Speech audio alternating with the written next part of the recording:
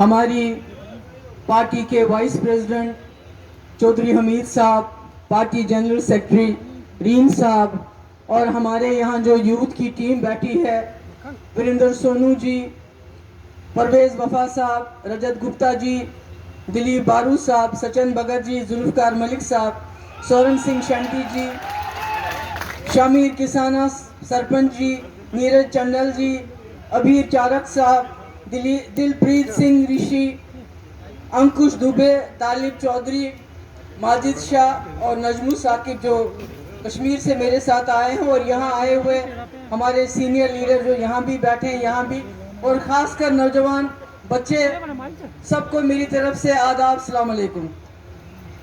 यहाँ इन लोगों ने इतनी अच्छी तकरीर की कि मुझे नहीं लगता है कि मेरे पास सब कुछ ज़्यादा कहने के लिए बचा है।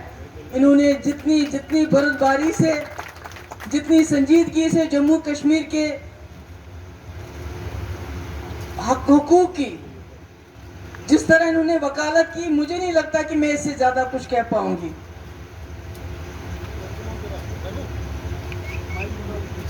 मैं आप लोगों से इसलिए मिलना चाहती थी कि कश्मीर में मेरा नौजवानों के साथ बात होती रहती है, तो मैंने सोचा कि जम्मू के नौजवानों से भी बात की जाए, उनसे मिला जाए, उनकी प्रॉब्लम सुनी जाए।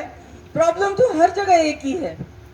सबसे बड़ी समस्या जो इस वक्त है वो अनएम्प्लॉयमेंट है, बेरोजगारी है, जिसकी वजह से यहाँ का नौजवान बीए हो, एमए हो, पीएचडी हो, क्लास 4 के लिए, यहाँ तक कि पुंछ में और राजौरी में मुझे बताया गया कि वहाँ पीएचडी लड़के एसपीओ की नौकरी के पीछे भागते हैं, पर वो भी नहीं मिलती।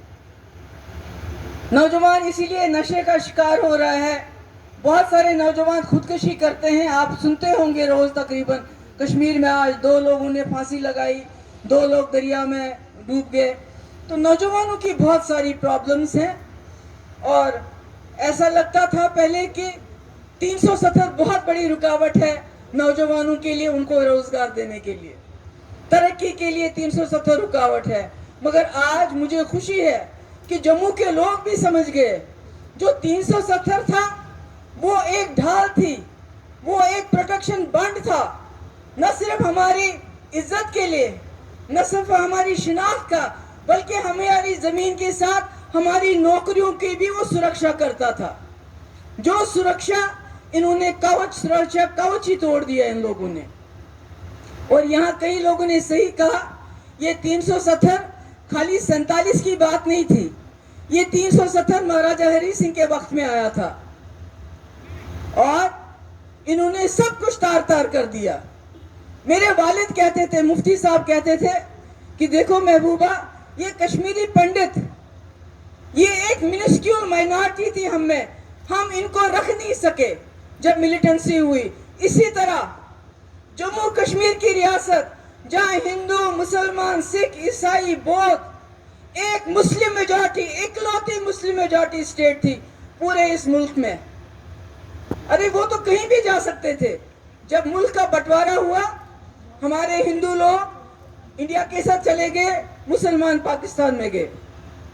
हम भी मुस्लिम मेजॉरिटी थे, हम भी कहीं और जा सकते थे। नहीं, हमने सोचा ये गांधी का हिंदुस्तान है, ये जवाहरलाल नेहरू का हिंदुस्तान है, ये बाबा साहब अंबेडकर का हिंदुस्तान है, ये सर सैयद अहमद खान का हिंदुस्तान है, ये मौलाना अबुल कलाम आजाद का हिंदुस्तान है, जहां जमहूरियत होगी, जहां भाईचारा होगा, जहां सेकुलरिज्म होगा। हम यहाँ रहेंगे तो लाडले बन के रहेंगे, वहां जाएंगे तो हम भी मुसलमान स्टेटों में एक मुसलमान स्टेट बन जाएंगे। मगर अगर यहाँ रहेंगे हिंदुस्तान में, तो हम एक इकलौती मुस्लिम स्टेट बन के अपनी जो शिनाख्त है उसको संभाल पाएंगे। और यही शर्तें हुई थी। मैं समझती हूँ आज अगर जवाहरलाल नेहरू नहीं होते, अगर गांधी जी हमारे लीडर नहीं होते, अगर अंबेडकर जी नहीं होते, सर सैयद अहमद खान नहीं होते, तो शायद जम्मू कश्मीर इस वक्त यहाँ नहीं होता जहाँ वो इस वक्त है। अगर आज की बीजेपी 1947 में होती तो जम्मू कश्मीर कतई नहीं यहाँ होता। क्योंकि ये लोगों को तोड़ना जानते हैं, जोड़ना नहीं जानते हैं। ये जवाहरलाल नेहरू का बड़कपन था, जम्मू कश्मीर के लोगों का बड़कपन था। जिन्होंने मजहब को तर्क करके शर्तों पे इस मुल्क के साथ, जमहूरी मुल्क के साथ हाथ मिलाया, ये कह के कि हम आपके साथ आना चाहते हैं, हम रहना चाहते हैं। हमारी जम्मू कश्मीर की रियासत एक छोटा हिंदुस्तान है जहाँ हिंदू, मुस्लिम, सिख, ईसाई भाईचारे में रहते हैं, मगर हम आएंगे, आपको हमारा ख्याल रखना है। कैसे ख्याल रखना है?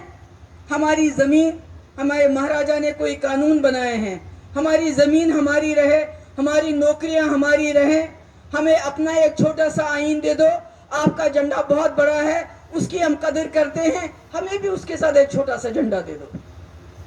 ये चीज़ें तो पाकिस्तान से हमने नहीं मांगी थी, ये चीज़ें तो चीन से हमने नहीं मांगी थी, बल्कि इस मुल्क के आईन ने हमें दी थी, यहाँ की कॉन्स्टिट्यूशन ने हमें दी थी। और इन्होंने क्या किया? ये खाली जम्मू कश्मीर की बात नहीं है। अगर आप देखेंगे 70 साल से जो भी हमारे मुल्क में बना, हमारे सड़कें, हमारे टोल प्लाजा, हमारा रेलवे, हमारे एयरलाइंस, जो भी हमारा कारोबार, अब यहाँ तक कि हमारे किसान की ज़मीनें, सब तो बेच रहे हैं, ये सब तो ख़त्म कर रहे हैं। इसी तरह जम्मू कश्मीर का रिश्ता भी इन्होंने ख़त्म कर दिया। मुफ्ती साहब कहते थे, क्योंकि उन्होंने वाजपेयी जी के साथ काम किया, बहुत अच्छा काम किया। मैं बार बार दोहराती हूँ, और आप चूंकि जवान बच्चे हो, आपको भी बताना चाहती हूँ। जब मुफ्ती साहब सीएम बने, वाजपेयी जी पीएम थे, मुफ्ती साहब उनसे मिलने गए और बोला वाजपेयी जी से, वाजपेयी जी आप पाकिस्तान से बात क्यों नहीं करते हैं? तो वाजपेयी जी ने कहा, मुफ्ती जी क्या बात करूं, वो कश्मीर मांगते हैं। तो मुफ्ती साहब ने कहा, ये तो हम जानते हैं, कश्मीर तो कोई नहीं दे सकता, मगर हम ऐसा करें, आप रास्ते खोल दें, आर पार नौशहरा, जंगा, जम्मू, सियालकोट, रावलाकोट, पुंछ, जो बाकी रास्ते, हमारा मुजफ्फराबाद, उड़ी, ताकि हमारे लोग वहां जाएं, वहां के लोग यहाँ आए। ये जो दुश्मनी की दीवार है, ये जो जम्मू कश्मीर जंग का अखाड़ा बना है, ये दोस्ती का पुल बने। और वाजपेयी जी, मैं उनको सलाम करती हूँ, उन्होंने मुफ्ती साहब की बात की कदर की और उन्होंने शुरुआत की, और डॉक्टर मनमोहन सिंह ने बाद में रास्ते खोले। तो ये वाजपेयी जी की बीजेपी थी। मुफ्ती साहब को ख्याल था ये वही बीजेपी है। जब मैं प्राइम मिनिस्टर की मीटिंग में गई, मैंने उनको बताया, वहां पर मैंने कहा, आपने जम्मू कश्मीर का क्या हाल कर दिया, बर्बादी कर दी, बात नहीं कर सकता कोई ऊंची आवाज में। पहले तो सारे मुल्क का ये हाल वही है। छोटी सी बच्ची दिशा रवि हो, या आपकी सुधा भारद्वाज हो, या कोई और हो, कोई अखबार वाला कुछ लिखता है तो दूसरे दिन सोनू निगम, सोनू सूद, जिसने इतनी मदद की लोगों, माइग्रेंट्स की, आज उसके यहाँ भी छापे पड़ रहे हैं। तो मुफ्ती साहब कहे कि मैं समझता हूं महबूबा, ये जो बीजेपी है, वाजपेयी जी बड़े ही नेशनलिस्ट थे, ये बड़े देशभक्त हैं, ये मुल्क के मफाद के लिए, जम्मू कश्मीर के मफाद के लिए कुछ भी करेंगे। मैंने ये कहा पीएम से, मैंने कहा मगर आपने तो मुल्क का मफाद क्या, आपने तो जम्मू कश्मीर को ही तोड़ दिया, उसको बर्बाद कर दिया अपने वोटों के लिए, अपनी कुर्सी के लिए। यहाँ कुछ बीजेपी के लोग अगर सुनते हो, उनके लोग भी उस मीटिंग में थे, वो आपको बताएंगे कि मैंने ऐसा कहा कि नहीं कहा। मैंने कहा क्या रखा आपने, बर्बाद कर दिया सब कुछ, तबाह कर दिया सब कुछ। मैंने कहा आज हमारे किसान 8 महीने से, उसको शायद 7-8 महीने हो गए थे, बॉर्डर पे हैं, उनको उम्मीद है कि अगर हम बोलेंगे शायद आज नहीं तो कल हमारी बात सुनी जाएगी, मगर जम्मू कश्मीर के लोगों को ये उम्मीद ही नहीं है। किससे उम्मीद करें? उस सरकार से उम्मीद करें जिन्होंने उनकी पगड़ियां उछाली, चाहे वो मेरा यहाँ का डोगरा हो, चाहे कश्मीरी हो, चाहे गुजर हो, चाहे पहाड़ी हो, जिन्होंने हमारे मुंह से निवाला छीन लिया नौकरी का। आज हरियाणा में वो नौकरियां रिजर्व करते हैं अपने जवानों के लिए, मगर जम्मू कश्मीर के जवानों की नौकरियां छीन लो, इनकी जमीनें छीन लो, इनकी नौकरियां छीन लो, इनको प्रॉपर्टी टैक्स लगाओ, इनको ये टैक्स लगाओ, इनकी उम्र 48 साल कर दो नौकरी में। ये कहीं है क्या मुल्क के अंदर? 60 साल है और यहाँ 48 साल। आप खुद ही देखिए इन्होंने कहां से कहां पहुंचाया हमको। और हमारी जीडीपी बांग्लादेश से भी हम पीछे चले गए हैं। मैं आपको कुछ मिसालें दे, और क्या होगा। यहाँ मेरे बड़े अच्छे, मैं नाम नहीं लूंगी, कुछ मीडिया के लोग इंतजार कर रहे हैं ये कब बोले अफगानिस्तान, तो शाम को 9 बजे की डिबेट होगा। शाम को 9 बजे मैं बोलूंगी अफगानिस्तान के बारे में। क्या बोलूं कि आज जब शाम को टेलीविजन पे किसानों की समस्या डिस्कस होनी चाहिए, हमारे 500 से लेके 1000 किसान जो है शहीद हो गए, उनकी बात नहीं करते हैं। बेरोजगारी बढ़ रही है, नौजवान इस वक्त जहर खाने के लिए, ड्रग्स खाने के लिए ड्रग्स खा रहा है क्योंकि उसके पास रोजगार नहीं है। जैसा मेरे किसी बच्चे ने यहाँ बताया, मोदी जी ने कहा था हर साल 1.5 करोड़ नौकरियां दूंगा, मगर इतनी हालत कभी खराब नहीं हुई जितनी आज हो गई है। इन बातों पे बहस नहीं होती, बहस किस पे होती है? अफगानिस्तान, तालिबान। क्योंकि जितना यूपी का इलेक्शन नजदीक आएगा उतना तालिबान और अफगानिस्तान, और मेरे हिंदू भाइयों बचो, तालिबान आ रहे हैं, आपको खतरा है। अरे उनकी छोड़ो, अपने मुल्क की सुध लो। हमारे मुल्क में क्या हो रहा है? हमारे मुल्क में क्या हो रहा है? किसान 10 महीने से खजल हो रहा है। अन्नदाता जिसका अन्न आप आज थैलों में डाल के गरीब लोगों को मुफ्त दे रहे हो, उसका अन्नदाता किसान, और उस पे अपनी फोटो चिपका के गांव गांव बेच रहे हो। यार उस पे तो किसान की फोटो होनी चाहिए थी, नहीं होनी चाहिए थी। जितना पैसा एडवर्टाइज पे आप कहीं भी देख लीजिए, हर जगह इनके बिलबोर्ड्स लगे होंगे। आपने कभी डॉक्टर मनमोहन सिंह का बिलबोर्ड कहीं देखा था? मैंने अभी पढ़ा कि आरटीआई के किसी बंदे ने आरटीआई की थी कि भाई ये जो बीजेपी है एडवर्टीजमेंट पे कितना पैसा खर्च करती है। आपको ताजुब होगा कि करोड़ों रुपए दिन में खर्च होते हैं एडवर्टीजमेंट पे। ये जो पेट्रोल की कीमत बढ़ाई जा रही है, अगर बाहर लीटर पे 1 रुपया बढ़ता है तो यहाँ 50 रुपए क्यों बढ़ाते हैं ये? क्योंकि ये जो एडवर्टीजमेंट करती है, इसका पैसा कहां से आएगा? ये जो दूसरों के एमएलए चुराते हैं, उनको खरीदते हैं, जिनको खरीद नहीं सके उनको ईडी से पिटवाते हैं, तो फिर वो कैसे होगा? वो पैसा तो आपकी जेब से निकल के पेट्रोल में जाके इनकी जेब में जाता है, जिसे खरीद फरोख्त करते हैं। अरे तालिबान ने बड़ा जुल्म किया औरतों पे। अरे आप भूल गए क्या? हमारे यहाँ 15 मिनट में एक रेप होता है, एक बलात्कार होता है, और उसके बाद उनको रात के अंधेरे में जला दिया जाता है। हमारे यहाँ दिन में सैकड़ों की तादाद में लड़कियों को डावरी के नाम पे जलाया जाता है। उसकी सुध लो। तालिबान, तालिबान, अफगानिस्तान, तालिबान, ये क्या बात करते हो? आप देखो हमारे लोग, गरीब लोग कहां पहुंचे हैं, कितने गरीब हो गए हैं इस 7 साल में। जो 70 साल में कांग्रेस की सरकार ने, दूसरी सरकारों ने इस मुल्क में पैदा किया था, बनाया था, वो 7 साल में ने सारा तबाही बर्बाद कर दिया। सब कुछ बेच डाला, कुछ भी नहीं रखा। अभी देखिए यहाँ आज जम्मू के हमारे दुकानदार वो परेशान है कि रिलायंस वाले आ रहे हैं। अरे बाबा, इन्होंने जम्मू के दुकानदारों की दुकानदारी क्या छीनी? इन्होंने तो पूरे मुल्क को कंगाल कर दिया। इन्होंने तो पूरे मुल्क को कंगाल कर दिया। इन्होंने रखा क्या है? अभी नौकरी तो नहीं देते हैं। आईसीडी सेंटर्स जो हैं, आंगनवाड़ी वर्करों को बोलते हैं 1000 को निकाल दो।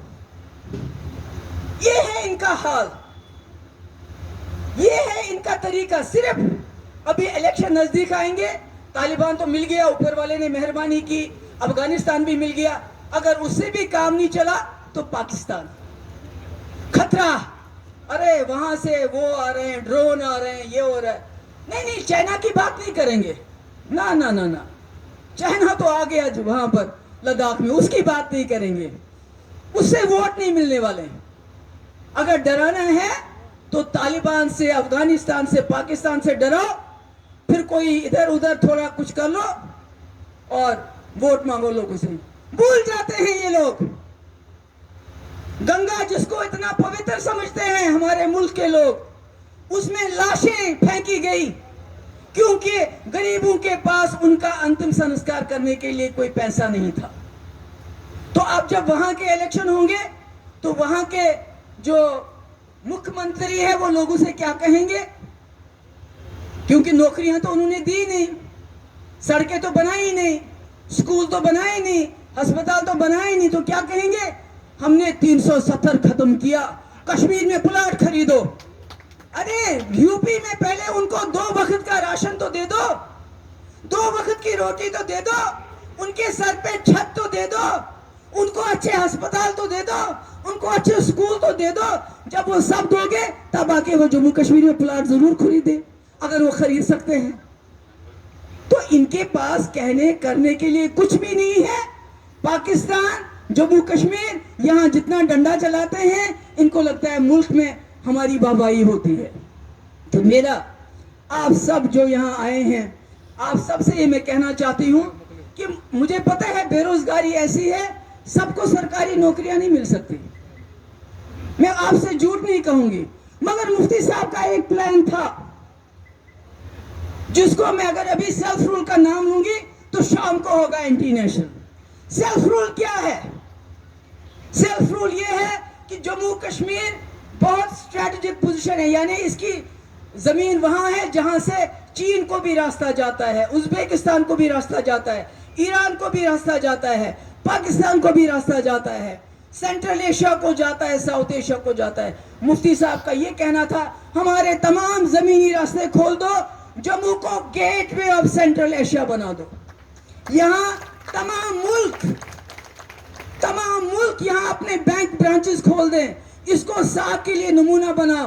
वो साहब जिसको उन्होंने डिफंक्ट किया है, अरे जाते हैं क्वाड में, जाते हैं ब्रिक्स में, वहां करते हैं अफगानिस्तान डिस्कस। अरे वो कोई जगह है अफगानिस्तान डिस्कस करने, तो साथ में करो। जो इस रीजन का फोरम है वहां से कुछ निकलेगा भी, वहां क्या जाते हो बेगानी शादी में अब्दुल्ला दीवाना। तो मेरा आप सबसे यही कहना है कि मुफ्ती साहब का ख्याल था कि मैं यहाँ रास्ते खुलवाऊंगा, यहाँ तमाम मुल्कों की जो 7 कंट्रीज है उनके बैंक खुलेंगे, उनका कारोबार होगा, तो नौजवानों के लिए रोजगार भी बनेगा। तो इसलिए मैं यहाँ जितने भी हमारे मंच में नौजवान हैं जिन्होंने बहुत मेहनत की, और खासकर आप जो इतनी गर्मी में यहाँ आए, मैं आपको बताना चाहती हूँ कि जम्मू कश्मीर मुसीबत में है, पूरा मुल्क मुसीबत में है, जमहूरियत खतरे में है, हर चीज। ये कहता ना हिंदू खतरे में नहीं, हिंदू खतरे में नहीं है, हिंदुस्तान खतरे में है, और इनकी वजह से खतरे में है। और जब तक हम खड़े होके डट के इनके इस जुल्म का मुकाबला नहीं करेंगे, तब तक ये आपके बाजरी क्या हो, नौकरियां क्या हो, आपकी दुकानें क्या हो, सब पे डाका डालेंगे। इसलिए मेरे बच्चों, खड़े हो जाओ और एक आवाज में पीडीपी के साथ आवाज मिला के एक आवाज में खड़े हो जाओ और बोलो बहुत हो गए, अब इसके आगे नहीं चलने देंगे हम आपको। आप सबका बहुत बहुत शुक्रिया, थैंक यू। दिया आपको लगता है कि कांग्रेस जो है, क्योंकि एक आप कह रहे थे कि हर एक पार्टी कांग्रेस के साथ कहीं ना कहीं अपने आप को मैच कर सकती है, वो जो कांग्रेस की एक ओरा था वो खत्म हो रहा है कि कैप्टन अमरिंदर सिंह जैसे बड़े नेता पार्टी को ऐसे छोड़कर जा रहे हैं कहते हुए कि मुझे ह्यूमिलेशन हुई है? देखिए, ये मैं समझती हूँ पार्टी का अंदरूनी मामला है कांग्रेस का, वो इसका जवाब बेहतर तरीके से दे सकते हैं। जी मैडम, अभी कुछ दिन पहले United nation human right commission ने कहा था कि जो चिंताजनक, उन्होंने कहा था जो भी हालात बने थे कश्मीर में वो चिंताजनक थे, UAPA यहाँ पर लगाया गया, इसके अलावा बहुत सारी एट्रोसिटीज़ यहाँ पर हुई, तो उसको लेकर आप क्या बोलते हैं? नहीं, वो तो एट्रोसिटीज वो तो यहाँ की नहीं, मैं यहाँ नहीं, मैंने प्राइम मिनिस्टर के सामने उनकी मीटिंग में बोला कि आप जम्मू कश्मीर को डंडे के बलबूते पे चला रहे हो, ये नहीं चलेगा, कोई बात नहीं कर सकता है, जर्नलिस्ट को तंग किया जा रहा है, आम लोगों को तंग किया जा रहा है, अगर कोई ट्विटर पे कुछ लिखता है उसको तंग किया जा रहा है। UAPA सबसे ज़्यादा जम्मू कश्मीर में लगा है, कोई 300 के करीब UAPA जम्मू कश्मीर में लगे हैं पूरी कंट्री में। तो बिल्कुल एक दहशत का माहौल है। जम्मू में तो शायद आप प्रोटेस्ट भी कर सकते हैं थोड़ा बहुत, कश्मीर में तो आप प्रोटेस्ट भी नहीं कर पाते, एक कब्रिस्तान जैसी खामोशी बनाई हुई है। तो ये तो सबको जो जानने वाला है उसको तो नज़र आता है कि वहाँ कोई नॉर्मलसी नहीं है, खामोशी है, और उसका मतलब वो नॉर्मलसी कतई नहीं है।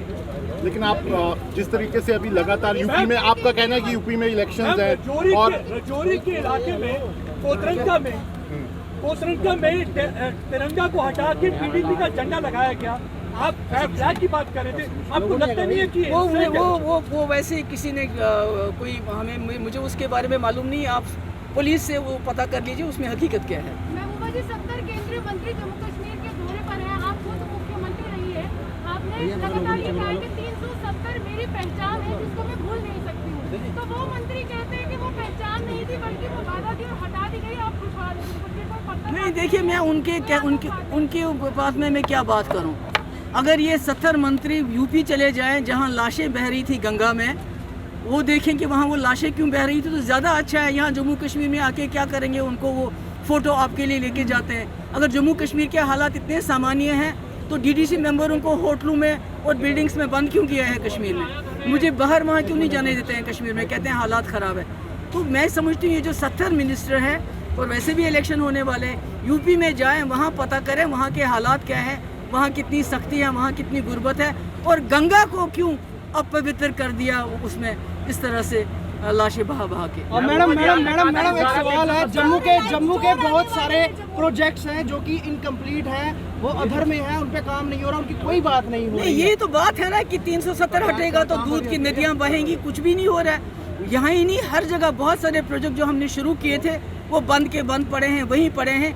बल्कि नौकरियों में 48 साल उम्र करो, नौकरियों में लोगों को निकालो, पासपोर्ट के लिए ये कागज लाओ, नौकरी के लिए वो कागज लाओ, ये तो सारे फरमान रोज बरोज आते रहते हैं, करते तो कुछ भी नहीं है ये लोग। और करप्शन, इतनी करप्शन जम्मू कश्मीर में कभी नहीं हुई जितनी आजकल हो रही है। हर डिपार्टमेंट में करप्शन है और गरीब आदमी का जीना मुश्किल हो रहा है। ऊपर से महंगाई, ऊपर से पेट्रोल महंगा, हर चीज़ महंगी हो रही है। लोग जो है गरीब आदमी फाके कशी में मैडम 2000 महबूबा जी, अगर जम्मू कश्मीर में इलेक्शन हो जाएंगे क्या पीडीपी इलेक्शन लड़ जाएगी? पीडीपी बिल्कुल इलेक्शन लड़ेगी, उसमें क्या है, पार्टी तो इलेक्शन लड़ेगी। महबूबा जी, जिस तरह से हमेशा इलेक्शन में साथ में होती है, अगर आप किस पार्टी के साथ जाना चाहेंगे? नहीं, अभी तो ऐसी कोई बात ही नहीं कि किस पार्टी के साथ जाएंगे, कम से कम उस पार्टी के साथ नहीं जाएंगे। मैडम, धारा 370 खत्म होने के बाद ऐसा कहा जाता था कि कश्मीर के हालात सुधर जाएंगे, मिलिटेंसी खत्म हो जाएगी, लेकिन हम पिछले कुछ दिनों से लगातार देख रहे हैं कई अटैक्स हो रहे हैं। हाँ, मैं वही तो कह रही हूँ कि ये जो बताते हैं दुनिया को कि जम्मू कश्मीर में सब कुछ ठीक ठाक है, वो बिल्कुल गलत है। वहाँ सब कुछ ठीक ठाक नहीं है, लोग खामोश है। खामोशी का मतलब नॉर्मल सी नहीं होता, दम घुट रहा है लोगों का, लोगों के दिल में बहुत गुस्सा है और ये सिर्फ एग्जीबिशन करते हैं सब कुछ ठीक ठाक है, ऐसा नहीं। आपने देखा अभी एक ही दिन के अंदर 2 वहाँ किलिंग्स हो गई, एक तो कश्मीरी पंडित बच्चा था लड़का उसकी, और दूसरा एक बिहार का लड़का। तो ये तो हाल है जम्मू कश्मीर का इस वक्त। मैडम जी, सिचुएशन क्या है इस समय? और आप अगर जम्मू कश्मीर की बात करेंगे, क्या सिचुएशन है? जहाँ होलसेलर्स और चैम्बर ऑफ कॉमर्स की बात की जाए, उनकी तरफ से साफ कह दिया गया कि ये चीज़ तरक्की के लिए नहीं है। जो क्या लगता है इससे तरक्की? देखिए, ये तो वो कहते हैं ना राहुल गांधी जी, ये सरकार जो है हम दो और हमारे दो के लिए बनी हुई है। उसमें जिन कॉरपोरेटर्स का फ़ायदा होता है उनके लिए काम करेंगे, चाहे उसमें किसान का नुकसान हो, चाहे दुकानदार का नुकसान हो, इन्हें उसकी फिक्र नहीं है। इनको अपना कमीशन पहुंचना चाहिए रात को शाम को अपने जेबों में। जो कमीशन, जो पैसा ये खर्च करके दूसरी पार्टीज़ के एमएलएज को खरीदते हैं और सरकारें गिरा के नई सरकारें बनाते हैं, इनको वही मतलब है। महबूबा जी, जिस तरह से भी राहुल गांधी जी का एक दौरा हुआ है 2 दिवसीय, उसमें उन्होंने माता वैष्णो देवी के दर्शन करने के लिए वो गए, लेकिन जब वो रैली की तो उन्होंने जीएसटी की तुलना जो है वो लक्ष्मी माता से की और दुर्गा जी की तुलना किसी और चीज़ से की, और उसी तरह से जो उनके मंच से डोगरा पगड़ी के अपमान की तस्वीरें सामने आई हैं, तो किस तरह से देखते हैं आप? मुझे मालूम नहीं उसके बारे में, कोई कमेंट नहीं कर सकती। सिचुएशन है जम्मू कश्मीर की? जम्मू कश्मीर की सिचुएशन यही है कि आपको 22 तारीख के यहाँ लोग, जम्मू के लोग जो कहते थे ये 370 के हक में हैं, वो हड़ताल पे जा रहे हैं। कश्मीर में हालात, कश्मीर में तो वो भी नहीं कर सकते हैं। कश्मीर में पिछले दिनों कुछ हादसात हुए जिसमें दुकानदारों को ज़बरदस्ती दुकानें खोलने पे मजबूर किया गया, उनको हड़ताल करने की भी इजाज़त नहीं है। तो ये जम्मू कश्मीर का नक्शा सर आपको बताता है।